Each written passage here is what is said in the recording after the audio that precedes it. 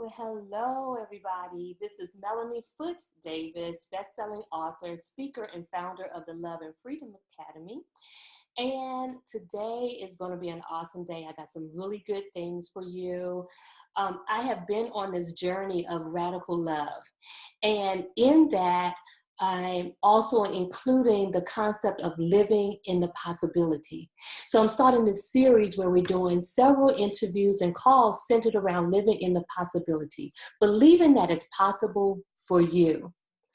And so before we get started, before I introduce this amazing guest that we have today, I want to make sure we take care of the business. So here at the Love and Freedom Academy, we always got to make sure that we're taking care of you, my peeps that I love, right? So ladies, take a moment to grab your water, your tea, your wine, or whatever your drink of choice is to stay hydrated. Light your candles, diffuse some oils, and grab a pen and pad because she's going to bring some content that you're going to want to capture and review. I promise you this. So get all of that together. And I know you're listening to a recording, so if you need to hit pause right now, go get that and come back, then let's make it happen. Do whatever you need to do to take care of you. Okay, so welcome back for those of you who've left. Make sure you take a deep breath, and now let me introduce you to this powerhouse that we have today. I am uber excited because as we all think about money, quite often when we think about abundance can be a lot of things, an abundance of love, an abundance of joy, peace, happiness. But money seems to be the one thing that people think of the most. And quite often we think that if I had more money, then that would just settle everything. But here's something that I know, and many of you know on some level, and then some of you never heard of this concept before, and my guest is actually an expert in, is talking about how your emotions play a role into that. And that's why it was so important for me to have Ms. Elkie Clinton, right, CEO and founder of Savvy Moms Unite here. This is her lane, so she's getting ready to bring it to you. So welcome, Elkie. Thank you. Thank you so much, Melanie. I'm very grateful for you bringing me onto your platform to address your audience and give them what I feel is a topic that many might want to shy away from sometimes, but I run into it because it's not the most comfortable place for me all the time. So I just run into it because it's a great challenge. And I feel like once you deal with the stuff that challenge you, you become stronger. So thank you so much. So I'll give you a little background on me. I'm the CEO and founder of Savvy Moms Unite. I have been coaching formally for many years, became more focused on the financial area more recently because as a single mom, what I saw was the major issue for many of the moms that I worked with, the ones that I knew, finances. It always came up, lack of, not really knowing how to manage it, not really knowing how to bring in more income. It was always a discussion.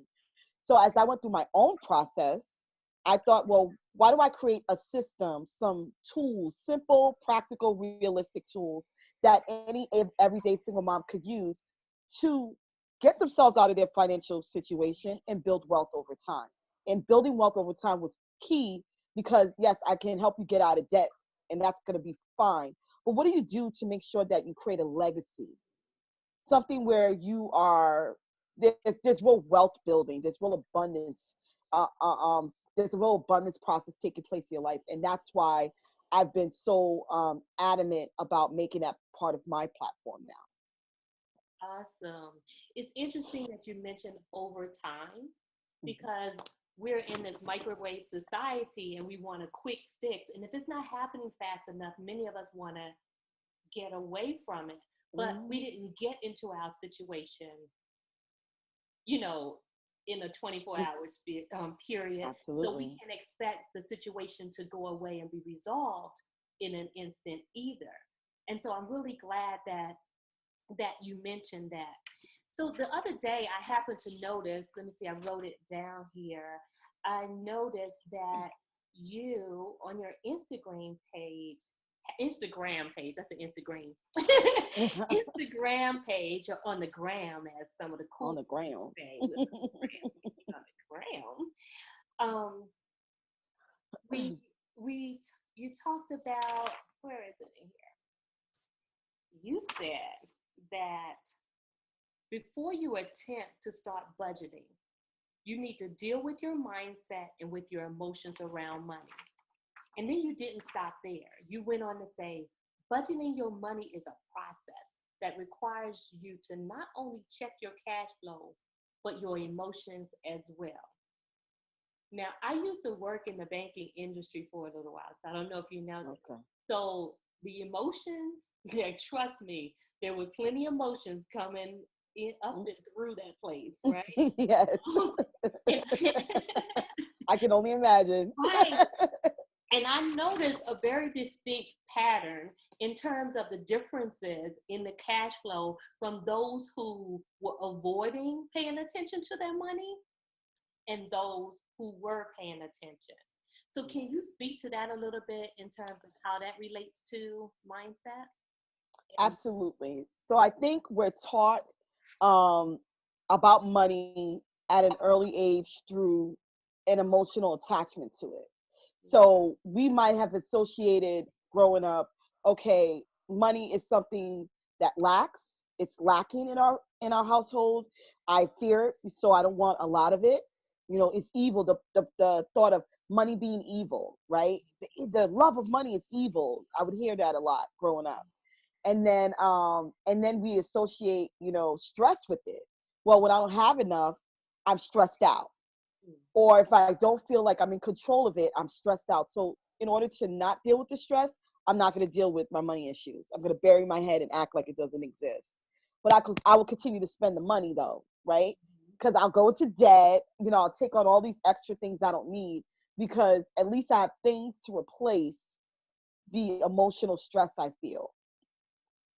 Well, what was happening, at least with me and any client I was working with, we would try to attempt the process of budgeting. I've attempted budgeting several times. I've worked with several financial experts, and none of it was successful. It wasn't until I got stopped in my tracks by my financial coach 4 years ago when he said to me, what is your mindset around money? And I said, mindset? What are you talking about? I love it. He said, no, what is your mindset around money? How did you learn about money? What do you associate with money? Why are you overspending on certain items and not taking care of your future? And when he said, if you don't do something soon, you're one paycheck away from being homeless. And I was like, whoa, wait, what? He's like, yes. He said, there's something causing you to overspend and you have to check that first. So I started telling him one of the areas that I was spending was clothing. And partly why I did that was because I thought I could show that I had money through my clothing. Because back when I was a kid, we wore hand-me-downs, stuff from thrift stores. If we got new clothes, it was like a big treat. Like it was like a big deal. It wasn't ever common. So the moment I had the money to buy clothing, I went crazy because I lacked access to what I called good clothing. And so I would, I remember going every weekend shopping. I mean, I would go $500, $200. At one point in the 3-month span, I was at an $800 spending spree. And he was like, think about what you did with $800 in 3 months. Did that money ever come back? Did you reinvest it into something that was going to pay you back? Did you put it in a savings account in case something happens? Like, that could have fixed your car. That could have paid for your daughter's daycare for a year. Like, it was like, once he started breaking it down to me, I was like, whoa, like, I do need to get this in check.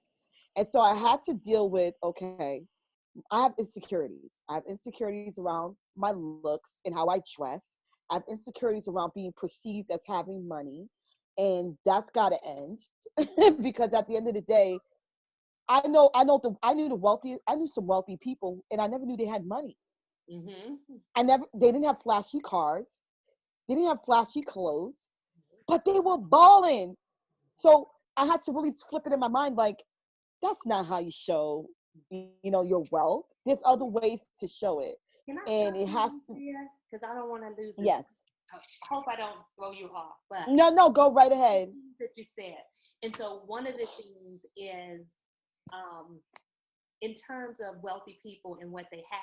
And so that's Hmm. also a mindset shift, or in terms of shifting the paradigm on how we see money and what our perception of what wealth looks like. Because we think Yes. look at somebody and know their whole story. We think we can look at Mm, somebody and know where they fit into the status quo, and that's actually a myth. yes. Another thing, in terms of when he asked you that question about did you did did your money pay you back? Hmm. And what came up for me was that it paid you back in that moment. Yes. And you could just let me know if it's true for you. It paid you back in that Hmm. moment because you felt more abundant when you first had it. So it was Yes. instant gratification, but it Hmm. wasn't sustainable. Yes. That's exactly what it was. I felt rich when I could go to the store and blow $500. Mm-hmm. Because then I was like, I have $500 to just do whatever. But it settled in later when I was trying to pay a bill and I was struggling to do it. But I knew that I had the money originally to do it. Mm-hmm. It was those moments where it was like, I'm not really rich, I'm broke. And I have a broke mindset. And I had to say, you know what? My broke mindset came from somewhere. And so I started to dig into my past and into my upbringing. And that's what I really discovered. My upbringing had lend itself to that. I come from a working class family. My parents were immigrants to this country from West Africa. I saw them work 2, 3 jobs each. Send me and my 2 other siblings. I'm a family of 6 between my parents, 7 if you add my stepbrother, a half brother, and then 5 additional they raised. So these people were working 2 to 3 jobs, trying to raise 6 plus children, and were struggling. And so what I saw was no matter what you did, you were never going to have enough because you're always going to struggle. So that was my association with making money. It was like you had to kill yourself to make it. And at one point, I was like, I'm not going to kill myself to make it. I'm just going to find a good paying job. I was getting good paying job. I made more money than my parents, but I had such a scarcity mindset and such a broke. It was broken. My mindset around money was broken. I didn't understand it to the point of I only understood it to it's enough to last you the week. That's it. It doesn't go beyond a week. It doesn't sometimes it doesn't even go beyond a day. Why am I saving for something to happen 5 months from now? That doesn't make sense. I need to spend it now.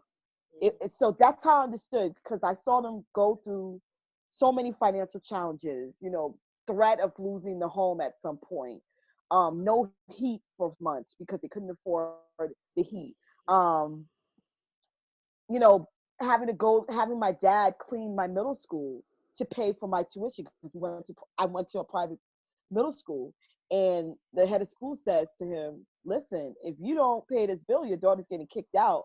And his way of trying to get my dad to help pay off the balance was to have him clean the school, and being embarrassed by that because it was a reflection of how poor we were. So my understanding of money was I was never going to ever have enough. I was going to struggle because I would say stuff like, you know what, I'm comfortable with just making money to pay my bills. I would say that all the time. And you got to watch your tongue. Language. You got to watch your language, especially the way you speak around money. So when you're saying stuff like I'm broke all the time, you're saying stuff like money is never going to come to me, I'm always going to struggle, I'm broke, I don't have enough, I can't pay for this. All those things are negative associations with lack of money. And it doesn't give you the opportunity to open yourself to, well, I can create opportunities to gain more income, I can pay these things, I just need to find a way to do it. Mm-hmm. When you've cut it off, you don't create possibilities in your mind, and so you shut that down. But that, I know where that came from. That came from the struggle that we experienced as kids. And I don't blame my parents. My parents did amazing things. considering their financial situation. We were the only one in our like larger family that held on to a house for 20 plus years. Wow. Um, sending multiple children to, private middle schools, private high schools, and, college, and, having them get advanced degrees. That, they did a lot considering the lack of resources they had in their mismanagement of money. Like I can say that because I know, like looking back now, like they didn't have the tools. They were used to a certain life, and then they come to this country and they're like, okay, what do we do? We're just trying to learn as we go. And so I took that as good lessons, because then I saw that's not what I want. I want to do different, but how do I do different? I have to seek that knowledge. The other thing that you just mentioned, 'cause that's some good stuff. You gave some juicy nuggets that I know somebody can really relate to.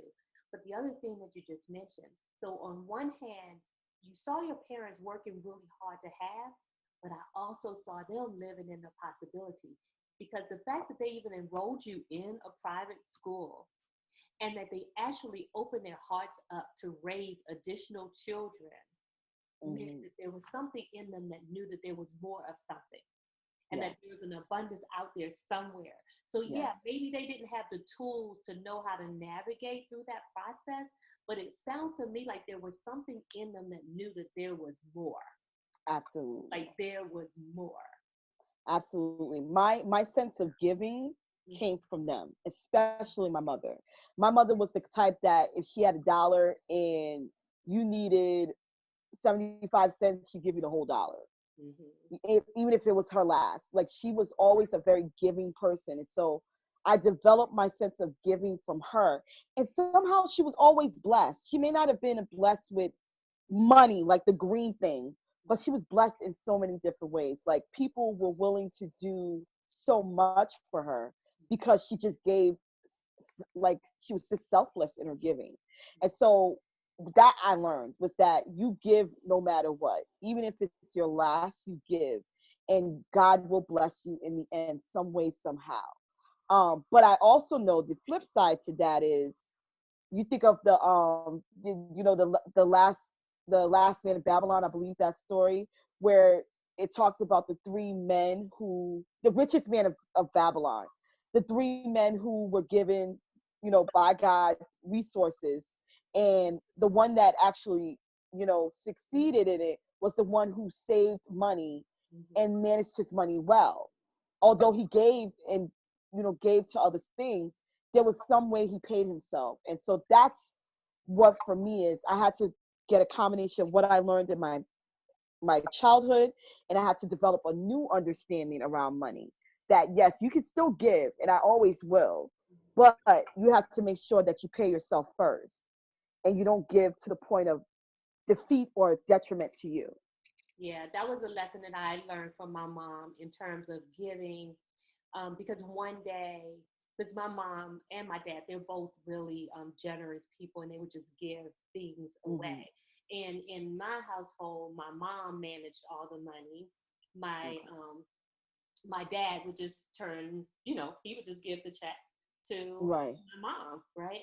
Like really, he went from giving his check to his mom to getting married and just passing it over to the next woman in his life to manage. Wow. He just Hmm. kept what he needed to get him through or whatever, and she managed the rest. And there were eight of us, and so she was a good manager of money, but she didn't necessarily. And so we didn't. I didn't necessarily experience the struggle like my siblings, my older siblings did, and I Hmm. didn't. So then my money message and my limiting belief around money was actually a little different. And so, because I was number eight, so I was the last one, and my parents had kids over a 21-year time frame. Oh So wow. their situation was totally different by the time I came along. So I had Right. access to a lot. I always had clothes. We took trips. We had two cars. All those different things. They were always Mm. giving and helping other people. Um, but what happened is sometimes I was rejected because I had more. It was like if I had more hair, it was comments, negative comments made about that. You think you're cute because you got long hair. You think you can dress better than everybody else. You think you can do this. You think. When actually I was like loaning out my clothes and sharing, and I didn't think I was cute at all. Quite frankly, I was insecure. I didn't like my nose. I didn't know why I looked so different from everybody else, and I was always shrinking. But yet I was getting, you think you're cute, or I don't want to play with you because you just did X, Y, and Z, that type of thing. So what happened to me with my money situation is I process that as if I have more of something than someone else, then people I love will reject me. Wow. And so that, that's where my fear of success steps in. That's when my generating money wasn't a problem, but I would find ways to get rid of the money. I would keep the money, and I would overgive and overserve to the point of depletion. I wouldn't get to a certain income level, and it was all subconscious, but it came from doing the work that I discovered this, right?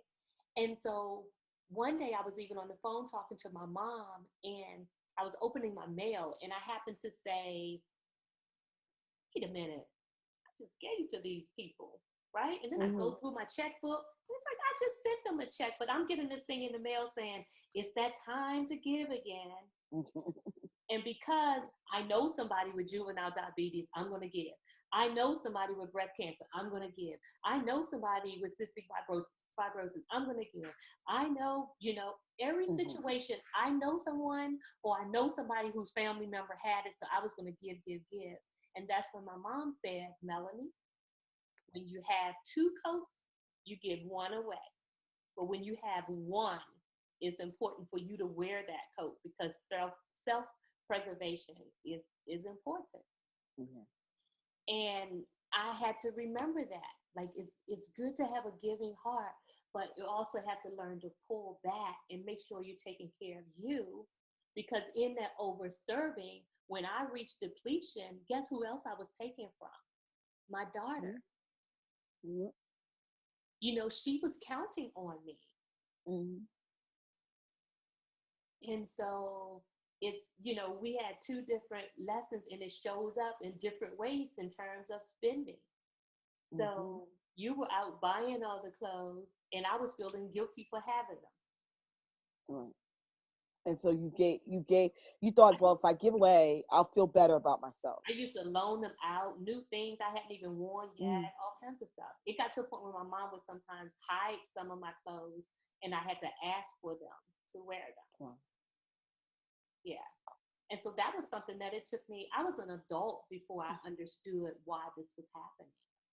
And so that mindset around money is a very real thing in the land that I live in, because I've experienced it in so many different ways and seeing all of the ebbs and flows of it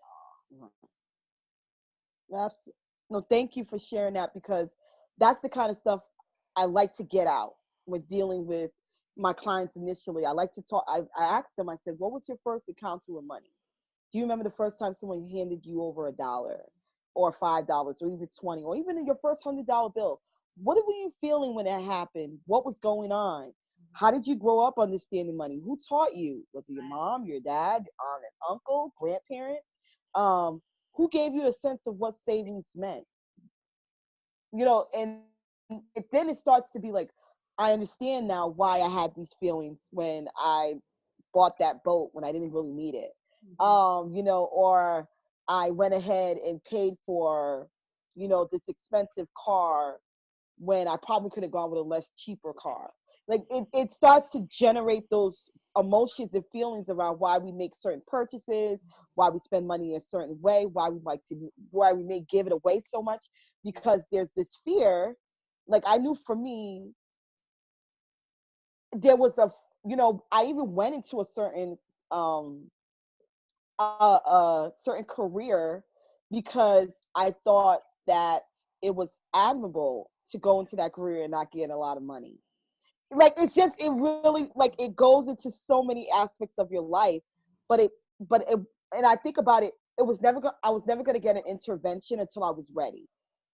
And I was ready 4 years ago. I wasn't ready years before. I tried, and believe me, I wasn't ready to hear it until I had to. I was faced with, you're making good money. Why are you broke? And when I asked myself that question and I didn't know the answer, it's when I picked up the phone and was like, I need to find a coach right away. And that's when, and I was so happy we didn't talk about budgeting in our first meeting.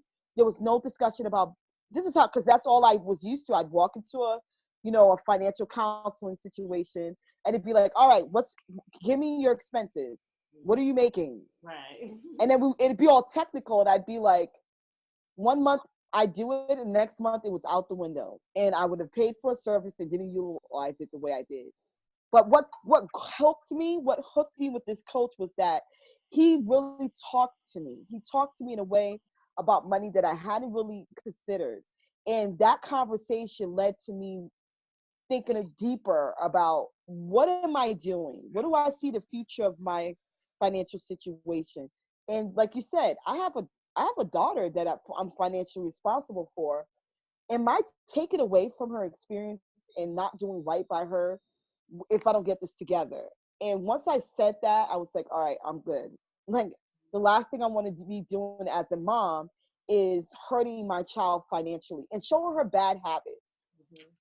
I'm like, if I'm going to break the cycle, I need to show her better habits. So how do I do that? Well, we have to go back to the basics. We have to make sure we have our bases covered. And then anything beyond that, it's going to be whether do we really need it, or is it that I just really want it? And if I really want it, I have to create a way to get it. It can't just be I'm taking away from our basics. Like, we can never be in a situation where I'm making decisions like I was when she was first born. Do I put gas in my car, buy Pampers? Like, I didn't want to be back in that state. And so it was this, like, I'm always scared. I'm always nervous about money. And so I started, one of the things I started to do, I started to read books on financial, financial issues and tools and mindset. And one of the books I read on a financial mindset was called How to Get Rid of Your Financial Issues Forever. And I probably botched the title, uh, but I'll make sure I get the title right. But essentially, what the book talks about is opening yourself up to the abundance of money and thinking of money as energy, not as the, like, currency, the paper, but money fuels you to do the things that you love and want to do in this world. And it takes care of the things that that will grow you. So, for example, you want to do this, you want to go into this certification process. And I used this actually when I went into April certification for coaching. I did not have the money. I didn't have the money. I didn't know how I was going to pay for it. And for the first time in my life, I said, I'm going to find the money. And that's how I knew I had switched my mindset. Because before, it would have been like, I can't afford it, so I'm not doing it. But then I'd go buy some clothes. And when I said to myself, I don't have it right now, but I'm going to find the money. And when I found the money, I didn't get any extra money. There was no extra money coming in. I started being very strategic with how I was managing my money. And I stopped doing certain things. I was like, I see. That's when it became clear to me. And the aha moment happened. I was like, oh, so when I really want something, I make a way. And that's what that book talks about. When you really want something, you find a way, whether that's finding a little extra money somewhere, or that's rearranging your finances, or just rearranging your mindset around money, saying, you know what, I'm not worried about how it's coming. I'm going to take actions to get it. Instead of, before, where I'd be like, man, I can't afford this thing. Or you're telling me to invest in myself? What is that? you know, I, Putting money towards something for me, like, no, if it's for my daughter, it's not a thought. But for me, it was always a question.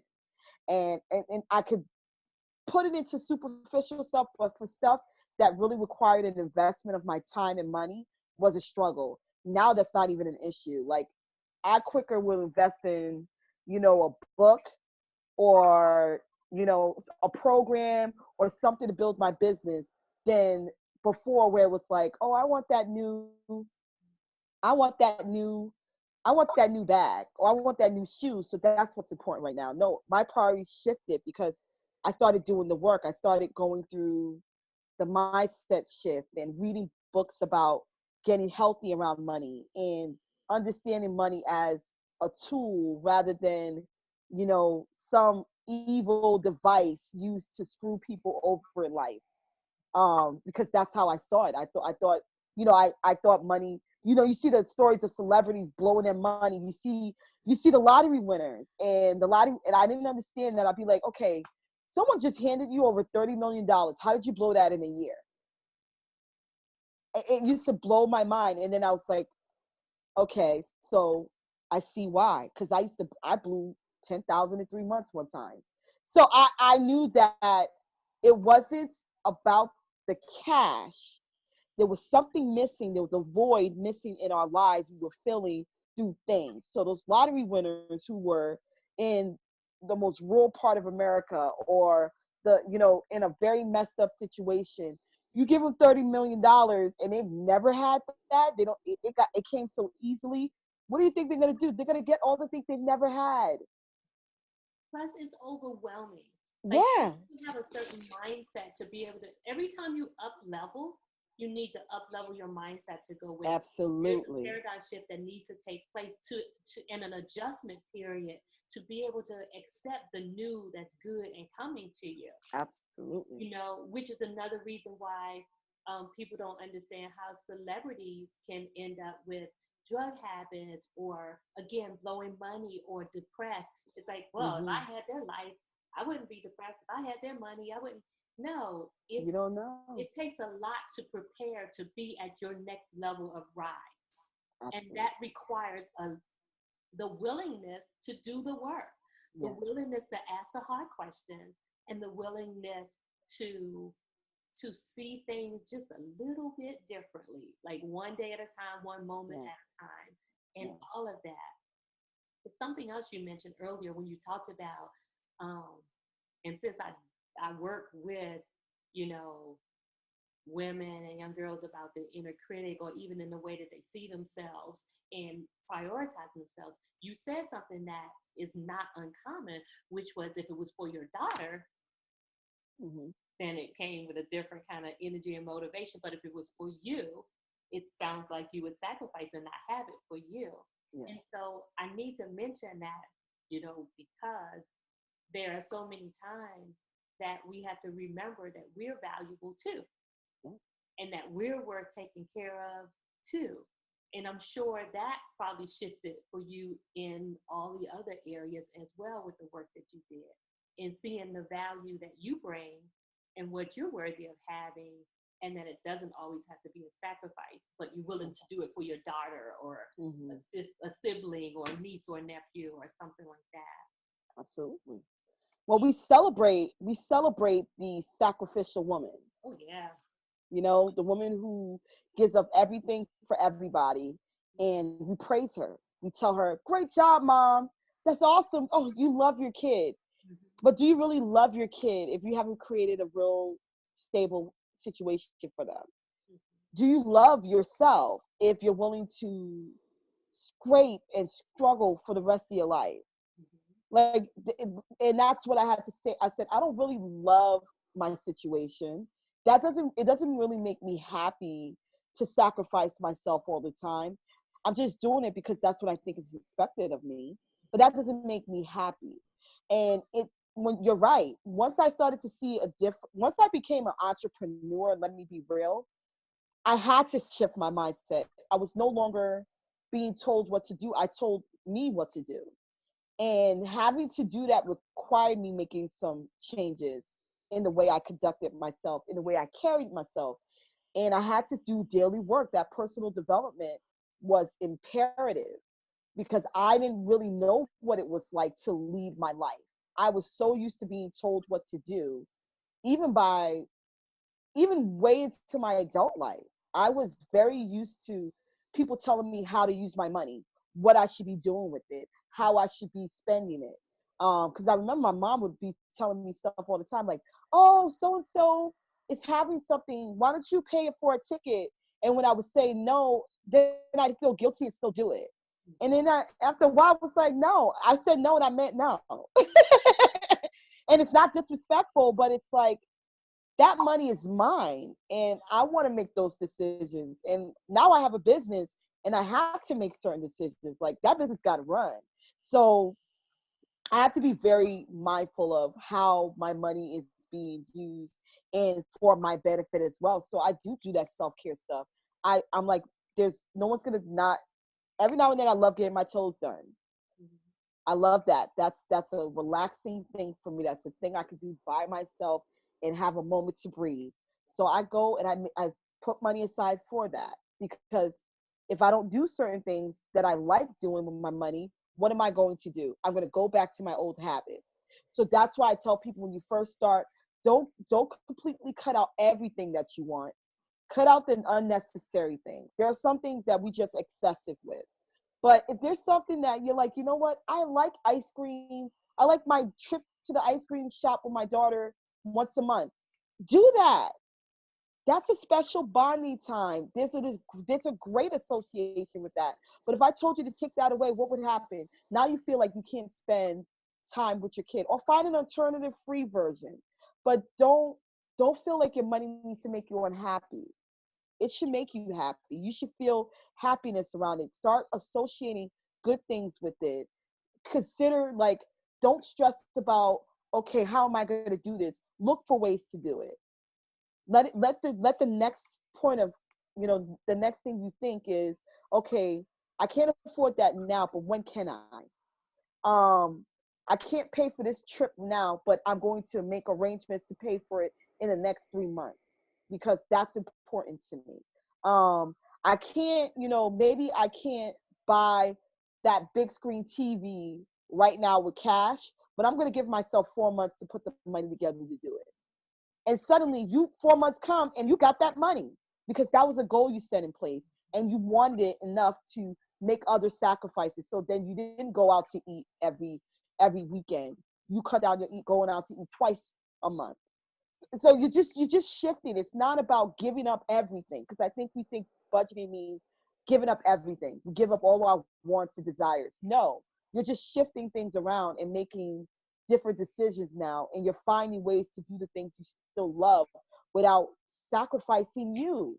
Because at the end of the day, like you said, you got to fuel you. You can't be good to anyone. You're no good. You're no good to a soul if you don't take care of you. And I learned that the hard way.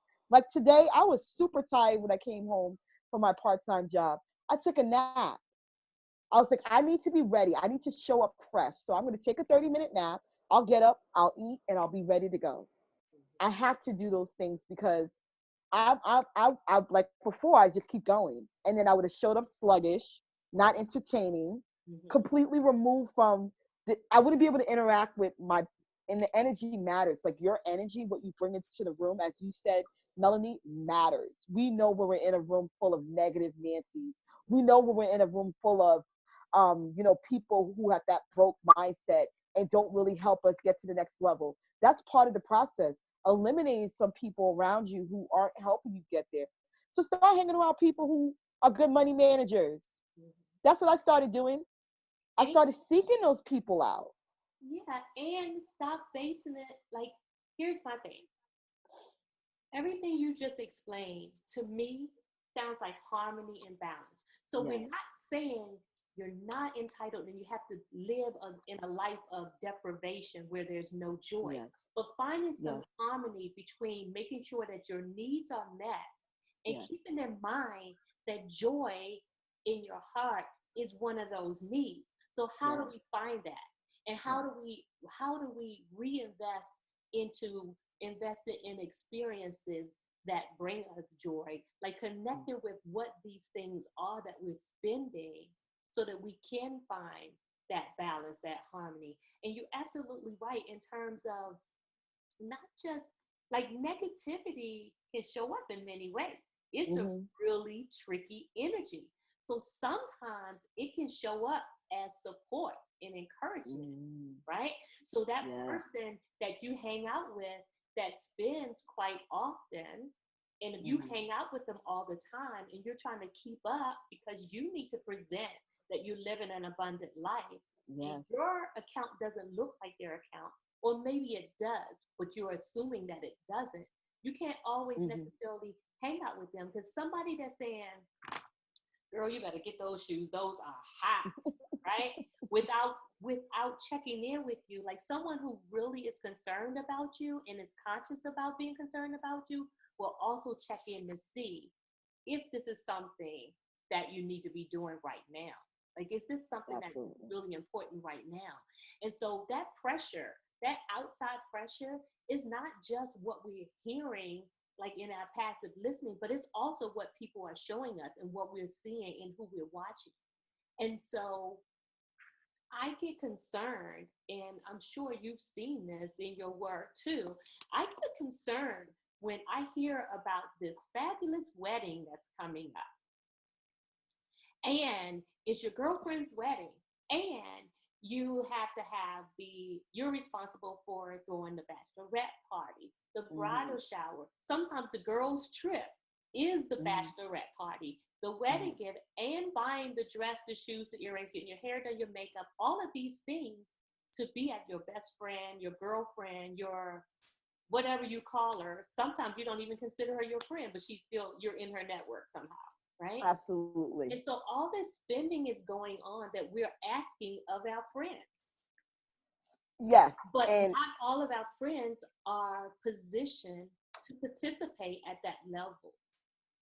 Absolutely. No, you're right. I think, sorry, Melanie, I'm trying to plug in my phone so it doesn't die on us.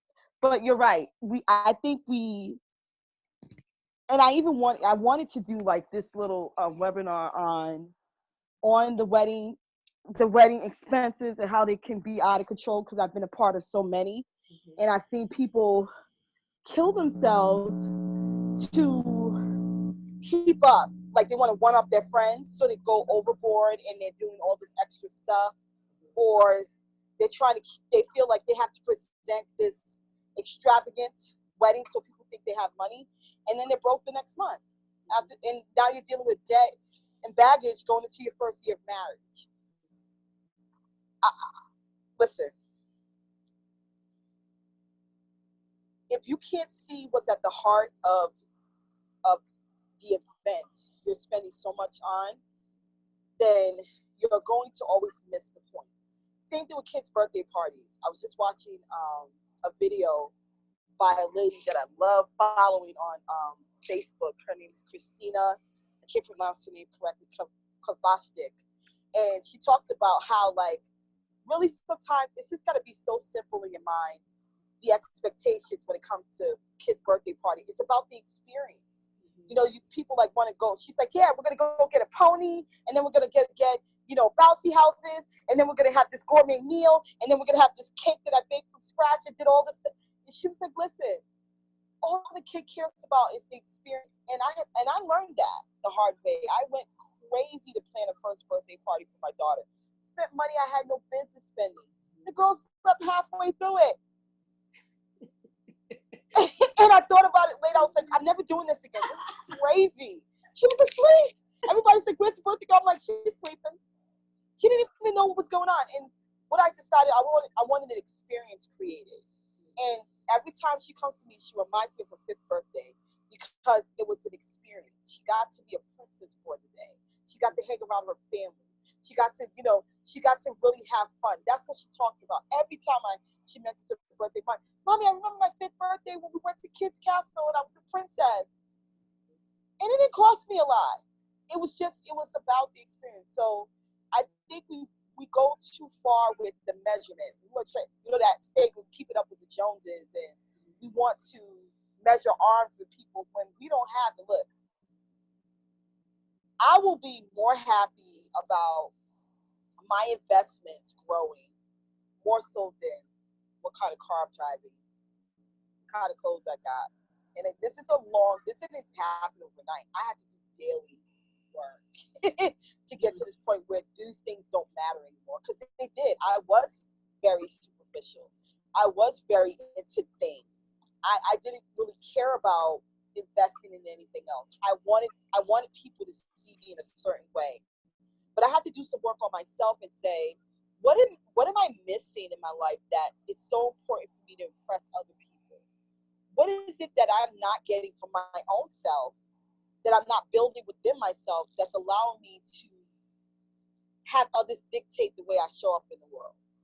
And that's when I started to make those shifts, when I was saying to myself, I've got a lot. Like it's just like a bad relationship. Think about it. When you have a bad relationship with money, and if you've experienced a bad relationship, a bad breakup, you take that into everything. You know what I'm saying? Like that seeps into other aspects of your life.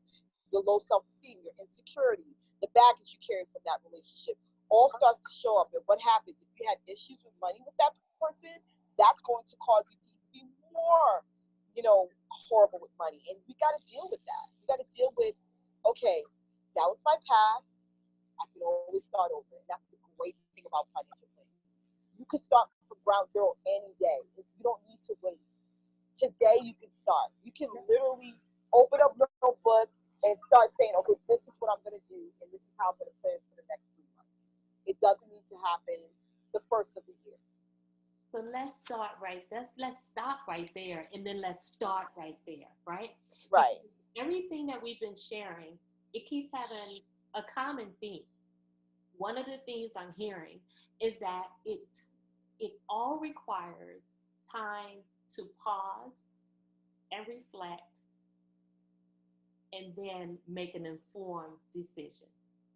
Like we checking in, like in our heart, right? We're checking in our mind, seeing where we are, where we going, where we want to go, and then making an informed decision about that, as opposed to moving haphazardly. And one of the things that I got from a video I watched of you, conversations that we've had with you, and all this, and even the steps that you had posted on your IG page that day. And that is that you have some simple strategies or tips and tools that they can use. We can use, I can use, right? Absolutely. that can start from right where we are, because thinking about finances can be overwhelming. It can be shameful. We can feel guilty or embarrassed about it. And so here's the thing that's really important to know is that most of us, and I'm going to dare to say all of us, even though I don't have the statistics on it, have had some type of money mindset shift that needed to take place, right?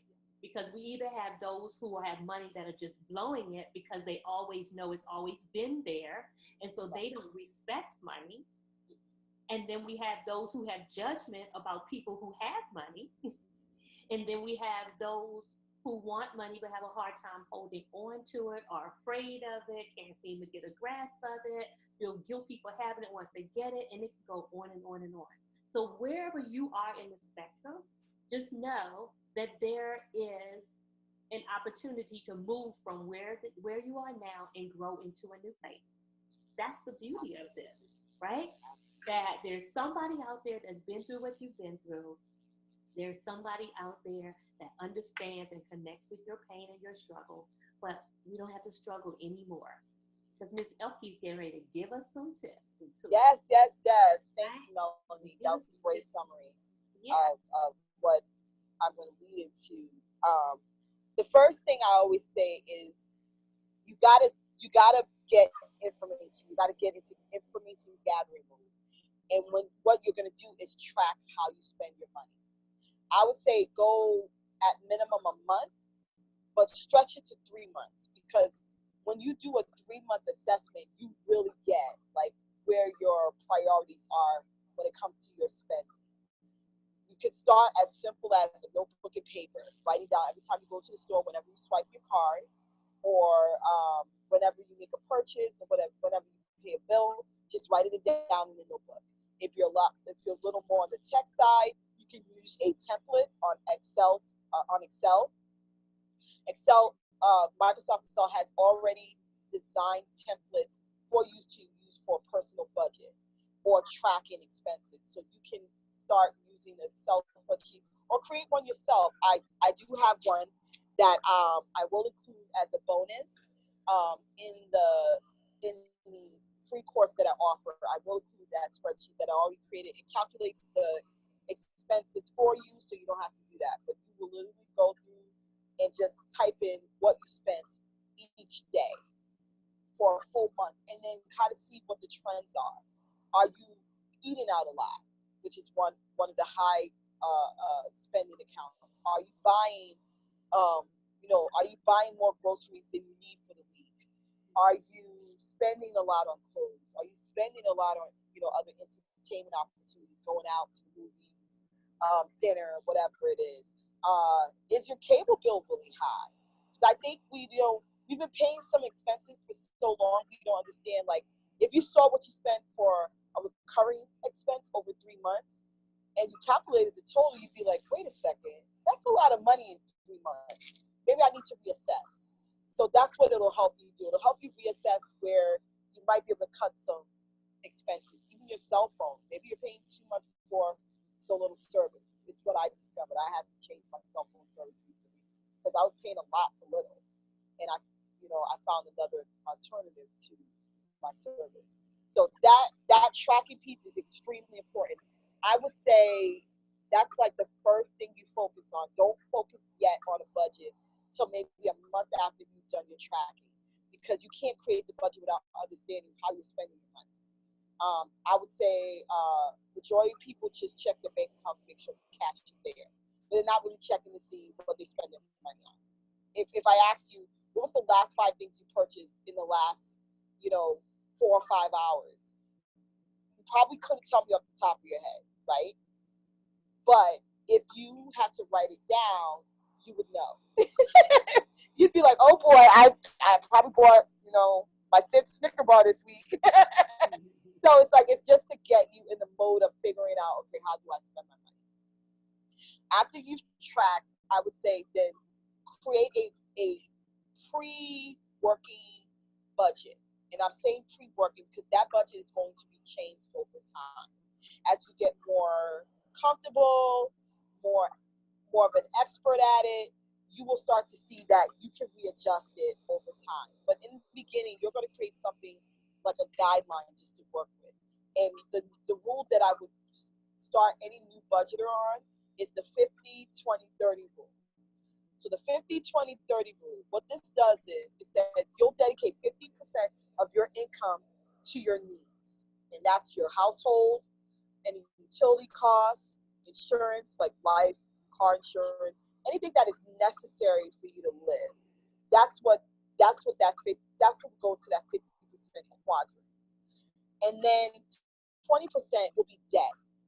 Now, if you're someone who your debt isn't that great, the 20% works. But if you're someone who has a significant amount of debt, you may need to switch between the 20 and the 30%, because the 30% is going towards wants and desires.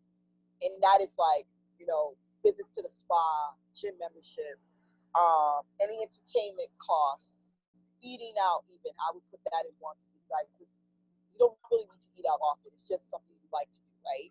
You can definitely cook more, or make sure you buy groceries for the home. But that quadrant will have things that, like vacations and stuff like that, luxuries. But if you're someone who your debt is so significant you need to attack it first, I would switch it and have the 30% go towards debt, 20% go towards want, until you're at a place financially where you're stable and your debts are being eliminated at a really good rate. Then you could go back and flip it to 20-30, if that makes sense. So I would start with that, and it's a really easy, simple way. You're not going with a complex version yet, because you can move to that. I think there's level. Would say there's levels to this? That's beginners, and then I would say your intermediate level would be like, all right, now I've narrowed it down to like certain percentages for each category. So your utilities has a certain percentage, Your rent has a certain percentage. Your car note has a certain percentage. Your savings has a certain percentage.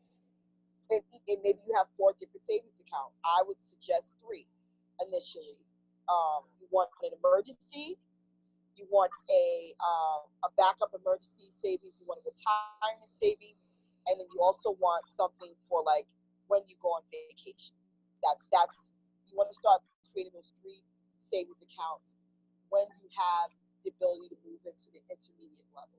But when you first start, your one savings account is I want to get to 1,000 at least. That's the beginner. Like, let's just get to 1,000, and then once you start to go to intermediate, you move it closer to 5.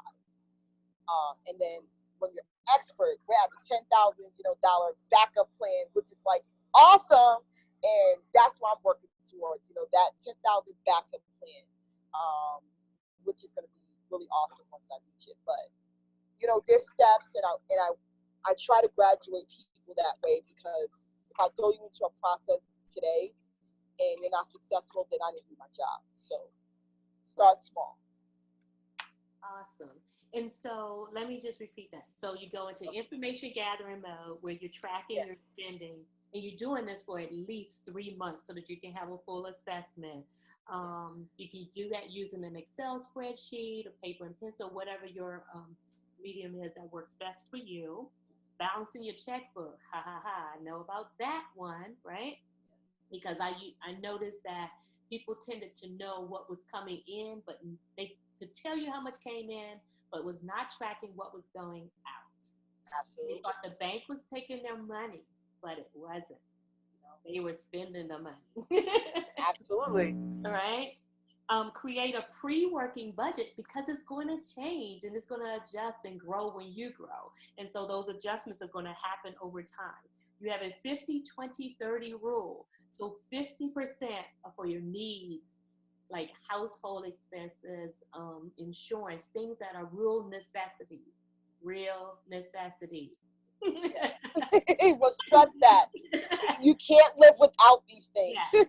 You need a roof over your head. You need food for nourishment. All of those different things. Health insurance is a requirement. If you have a car, you need car insurance. That's things. Right. The baby needs Pampers and food. That's a need, right?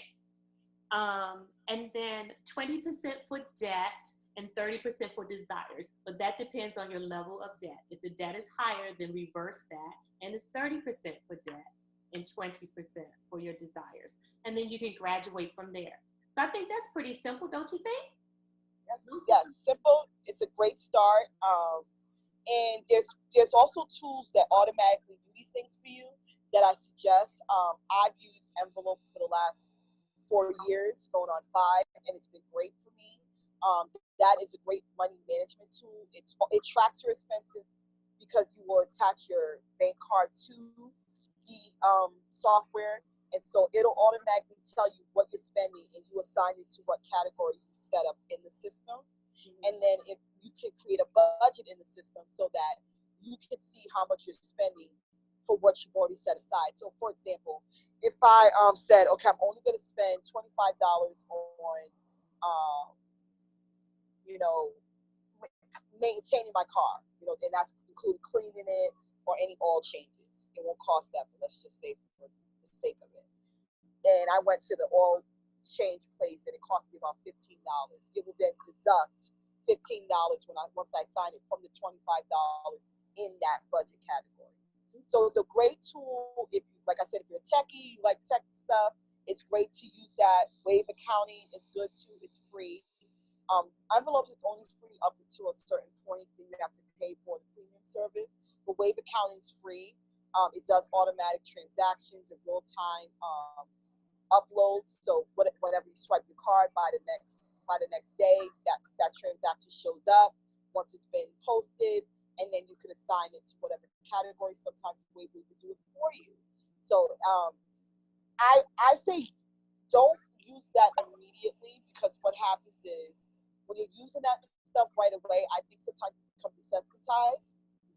But if you're doing physically yourself, you feel it. Like you're like, oh my gosh, I have to type in that I spent $500 on it.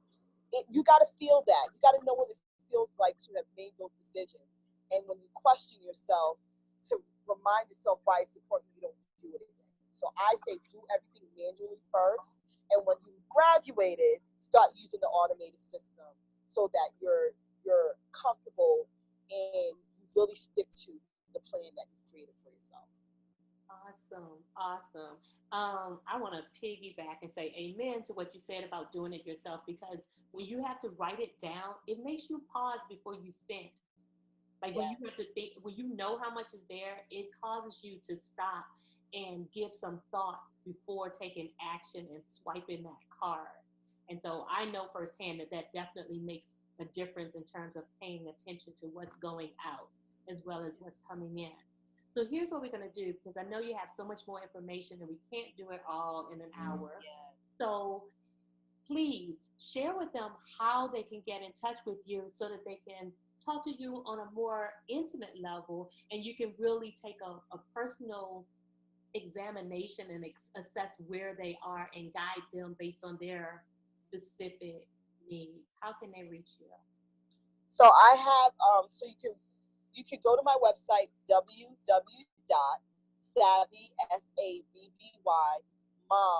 momsunite.com. Once there, you can sign up for updates and updates on products and services. That way, you can get on my email list and I can keep in contact with you and give you some information over email.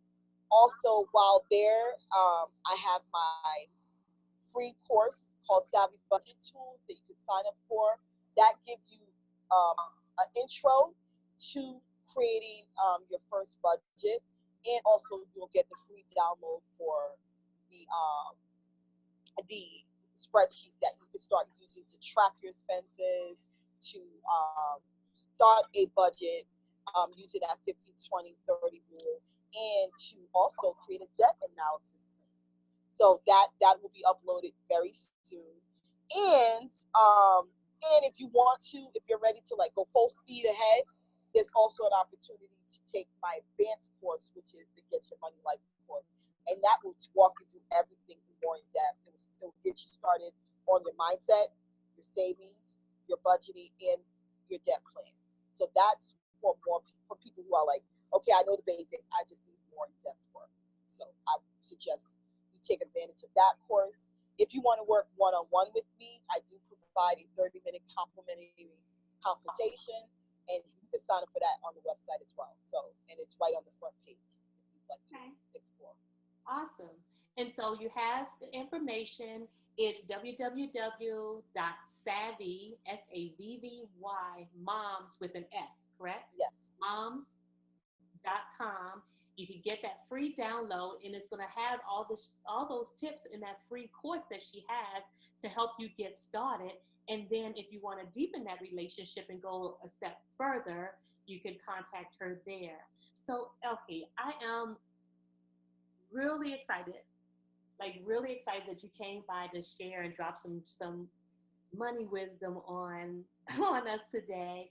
You gave lots of tips and tools that we can all use. It reminded me, I know personally, you reminded me of some things, and as well as taught me some new things, or gave me some moments to pause and some things to reflect on. And for that, I really appreciate it. So, are there any last words or things that you want to say before you go? Um, Last thing I'll say is forgive yourself for your financial mistakes. Forgive yourself. We've all made them. You probably will continue to make them, but you have to forgive yourself, learn from it, and move forward. And I think once you've got that in place, then you can really bounce back from any financial, and you can come back from any financial situation. Nothing's permanent, and never say that. Never say, okay, I've messed up so bad, this debt will never come down. Believe me, there's people out there who's had far worse debt than you, less money than you, and they've made it happen. So what's stopping you? Absolutely. Thank you. Thank you so much. So you have it. That one hit me right here. They can't see me touch my heart, but right here. Really, yeah, it hit home with the forgive yourself, because you have nothing to be ashamed about, nothing to feel guilty about, or anything. The only thing that's going to move you forward is making a decision to take care of you, right? And that just starts with that one thing. It all starts with a decision that you're going to make you a priority in your life and make healthier money choices. And you can only go up from there, right? You can only Yes, go up. absolutely. So thank you all for tuning in. Thank you for listening. Again, this is Melanie Foote-Davis, an author, freedom catalyst, and founder of the Love and Freedom Academy, where I help to silence the inner critic that stands between you and your purpose.